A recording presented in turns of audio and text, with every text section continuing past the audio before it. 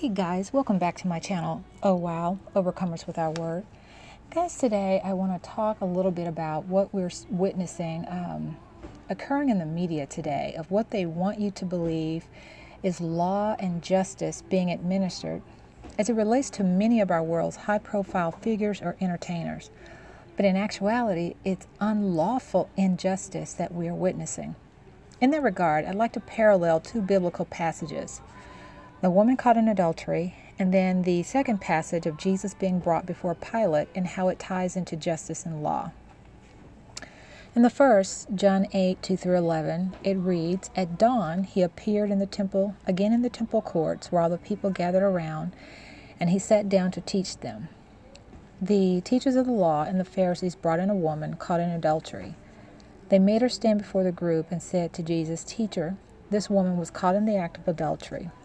In the law, Moses commanded us to stone such women. Now what do you say?' They were using this question as a trap in order to have a basis for accusing him. Instead of the woman's actions being on trial, they were looking to find reason to put Jesus on trial. But Jesus bent down, started to write on the ground with his finger. When they kept on questioning him, he straightened up and said to them, 'Let any one of you who is without sin be the first to throw a stone at her.' Again, he stooped down and wrote on the ground, and at those who heard began to go away one at a time, the older ones first, until only Jesus was left, with the woman still standing there. Jesus straightened up and asked her, 'Woman, where are they? Has no one condemned,' meaning convicted or sentenced you?" "No one, sir," she said. "Then neither do I condemn you." Jesus declared, "Go now and leave your life of sin." The second passage is Jesus before Pilate, and you'll find that one in John 18, 28-38. Then they brought Jesus to Caiaphas, to the Roman governor's residence. Now it was very early in the morning. They did not go into the governor's residence so they would not be ceremonially defiled, but could eat the Passover meal. So Pilate came outside to them and said, "What accusation do you bring against this man?" They replied, "If this man were not a criminal, we would not have handed him over to you." Pilate told them, "Take him yourselves and pass judgment on him according to your own law." The Jewish religious leaders replied, "We cannot legally put anyone to death." This happened to fulfill the word Jesus spoke, indicating what kind of death he was going to die. So Pilate went back into the governor's residence, summoned Jesus, and asked him, "Are you the king of the Jews?" Jesus replied, "Are you saying this on your own initiative, or have others said it to you about me?" Pilate answered, "I am not a Jew, am I? Your own people and your chief priests handed you over to me. What have you done?" Jesus replied, "My kingdom is not from this world.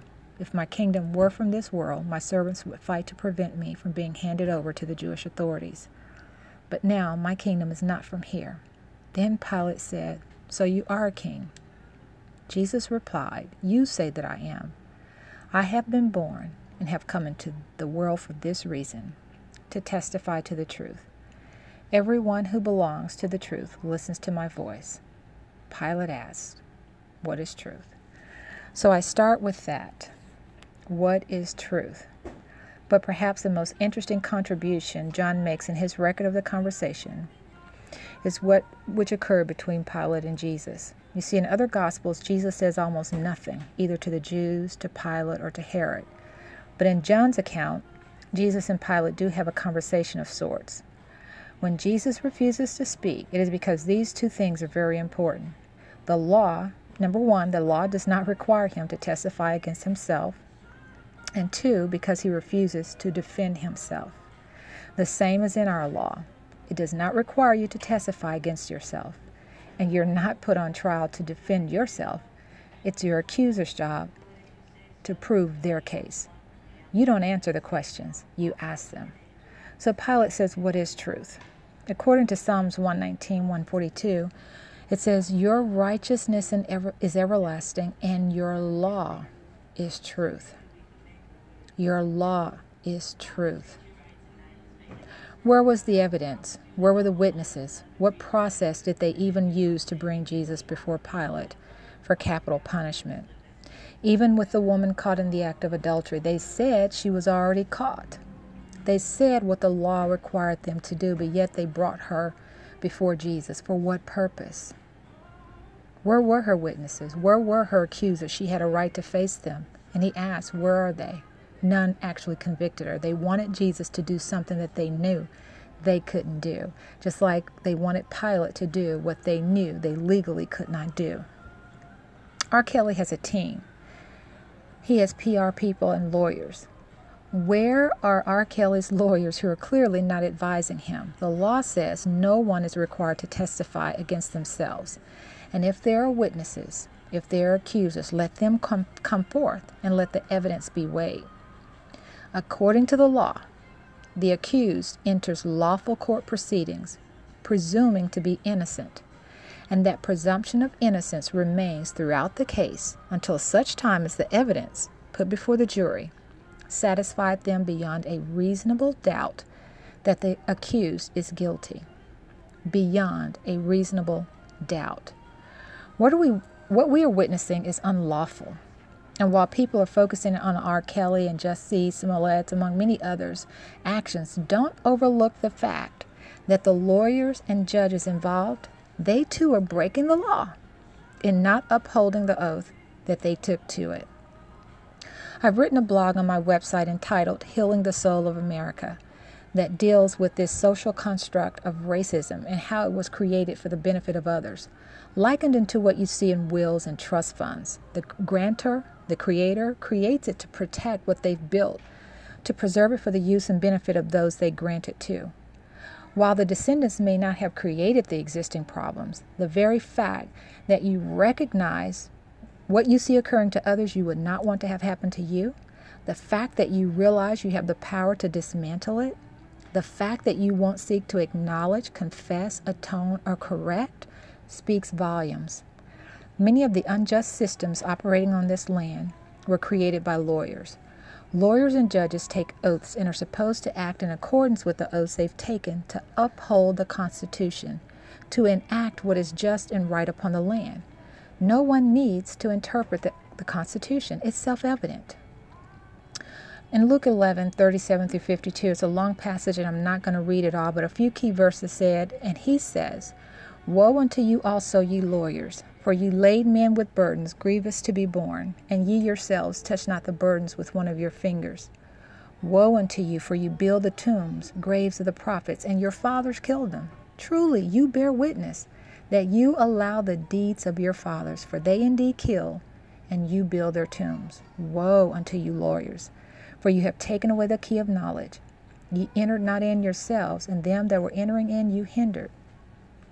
Matthew 23:23 says, "Woe to you, teachers of the law and Pharisees, you hypocrites! You give a tenth of your spices, of mint, dill, and cumin, but you neglected the important matters of the law, justice, mercy, and faithfulness." Faithfulness meaning accuracy. The law needs no interpretation but rightful application. Far too many attorneys are handling the law like Pilate. Pilate said, "I find no guilt in this man, nothing deserving of death. Yet Pilate sentenced Jesus to death and afterwards took water and washed his hands in front of the crowd, declaring, "I am innocent of this man's blood," placing the blame on the people, telling the crowd it was their responsibility.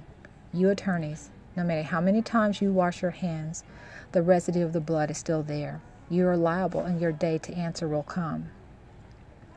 There's also a message here to the people. Scripture is illustrating how the people are the government. The people are responsible for bringing the evidence, the witnesses, and the only necessity for an official, for someone to govern, is where it related to capital punishment only. It's time for the people to wake up, rise up, wise up, and step into their proper places of self-government and governing the affairs of our own communities. Know the Constitution. Know your state constitution. If we look at the actions of R. Kelly and what he's been accused of, and this statement is not meant to take away from the severity or validity of anyone's claims, nor the trauma anyone may have suffered, but we can't look at R. Kelly without looking ancestrally to DNA and the vestiges of buck breaking, slave sex farms, the psychological emasculation of black men, pedophilia, and Christianity, none of which these things originated with us, and the effects all of these ills have on the disintegration of the black family and community as a whole. Jesus said, I have been born and come into this world for this reason, to state, to affirm, to testify to the truth. Everyone who belongs to the truth listens to my voice. I am an ambassador for truth. For what reason were you born here? Attorneys, you have taken an oath to the Constitution. Are you disregarding the law? Are you abandoning the more important matters of the law? Justice, meaning impartiality.